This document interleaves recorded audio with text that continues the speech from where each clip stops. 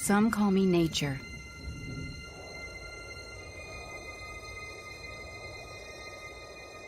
Others call me Mother Nature. I've been here for over 4.5 billion years. 22,500 times longer than you. I don't really need people, but people need me.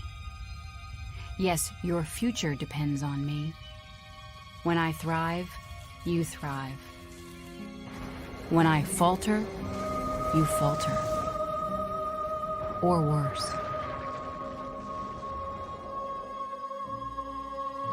But I've been here for eons. I have fed species greater than you, and I have starved species greater than you. My oceans, my soil, my flowing streams, my forests, they all can take you or leave you. How you choose to live each day, whether you regard or disregard me, doesn't really matter to me. One way or the other. Your actions will determine your fate, not mine. I am nature. I will go on. I am prepared to evolve. Are you?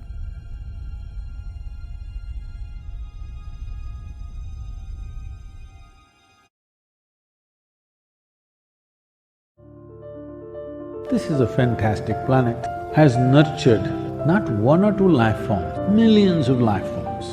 The sheer variety of life, of animals, birds, plants, insects and worms that we have on this planet is mind-boggling.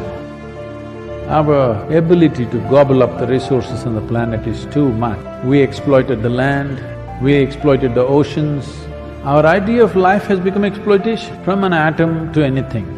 We are seeing how to exploit. Every creature we have killed, everything needs to be protected. A fierce animal like tiger today needs protection because we have not found any other way, any other vehicle through which we can expand. We are naturally thinking exploiting the physical resource is the only way to expand. Right now, our very economies are built like this, it's all about more, more and more. This means everybody has to buy more, everybody has to use more. But where is that damn more? We are on a exploitative mode, not by choice, by compulsiveness. The only solution for this is consciousness. When humanity begins to operate out of consciousness, then compulsiveness will not rule us. When compulsiveness does not rule us, we will do just what is needed, nothing more, nothing less. We have to come to that place. Otherwise, if they give us another 10 planets that we can live on, we will destroy all that in the next 2 centuries maybe. The only way, the only and only way, the ultimate solution is people start living consciously. It is good human beings who have forgotten that they are only an outcrop of this planet. Human beings who have forgotten that they have just temporarily come out of the womb of this earth and one day they will be sucked back into this earth. For them, 22nd of April is a reminder that you are a part of this earth, you have to think like the earth. If humanity has to live for a long time, you have to think like the earth, act like the earth and be the earth, because that is what you are.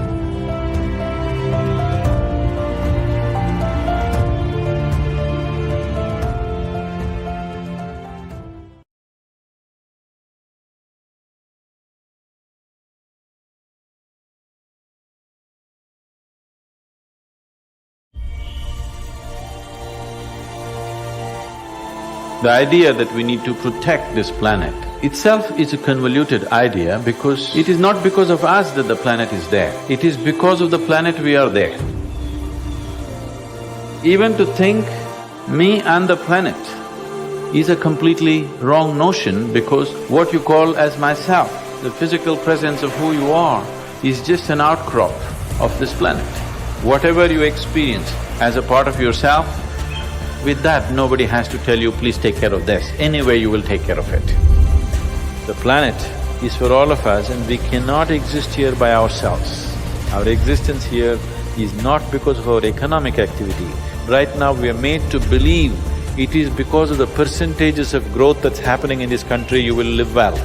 No, we will live well here if everything is green, beautiful, water is flowing, air is pure, we will live well here. This idea has to go into every human being's mind, into every citizen's mind, into every child's mind. You must always be conscious of the life other than human life. Most people are not even conscious of the human beings, so I'm reminding you, you must be conscious of everything that is alive. A tree, a plant, a blade of grass, a grasshopper hopping, you must be alive to everything. Constantly the air around us is entering us and coming out of us, and this is the basis of our life. What you exhale, the trees are inhaling. What the trees exhale, you are inhaling. There's a constant transaction going on. If we stop this process of breath for 1 minute, we understand that without transacting with the air around us, we cannot live for a moment. Similarly, on the level of water and on the level of earth, this transaction is going on. So how we keep the atmospheres around us, the water bodies around us, will determine the nature and the quality of our life.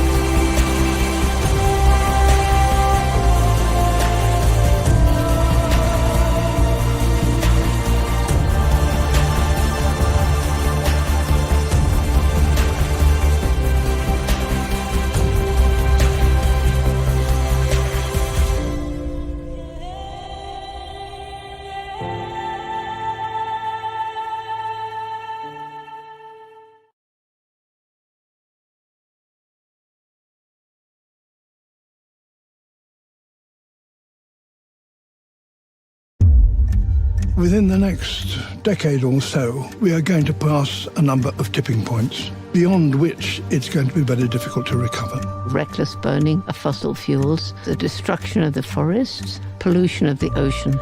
How is it possible that the most intellectual being that ever walked the planet is destroying its only home? Since 1970s, we lost 60% of vertebrate species. If we look at insects, we lost 80%. As we lose species, what we also lose is the capacity of the natural systems to really provide the services that allow us to function. One of the consequences of living in great cities, in great masses, is that we are cut off from that natural world. If you lose that sense of wonder, you've lost one of the most important things in your life. The human race produces more waste than it really should.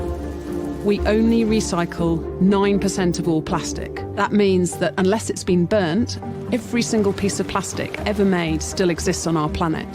The crisis of biodiversity with climate change, it's interlocked with many other global crises that we are seeing. Migration and climate refugees, political crisis, and perhaps a moral crisis. We've stolen our children's future, we're still stealing it, and we must get together now. When I first started the school strike for the climate, I never would have imagined that it was going to be this big. It's over 100,000 children from all around the world. The consumer has to be the one that forces everyone's hand to say, I will not buy from you unless you have a sustainability policy and a clear transparency on the whole supply chain of the product that I'm buying. We're now seeing a real increase in the number of collaborations and partnerships, creating extraordinary coalitions and setting ambitious targets to get us on the right path in line with what the science is telling us. Employees have a responsibility to demand a better value system from corporations, and that's one way to pressure leaders to take a stand and say that they're going to be committed to the environment. It just comes down to all leaders of all organizations recognizing far-reaching implications for how this can truly help to have an impact in the world. Never compromise. What you're doing today will have an impact on the planet for thousands and thousands of years. There has been no species that has been remotely clever or ingenious than Homo sapiens. Let us live up to that name. We need wisdom to actually find the solution, and then courage to back it.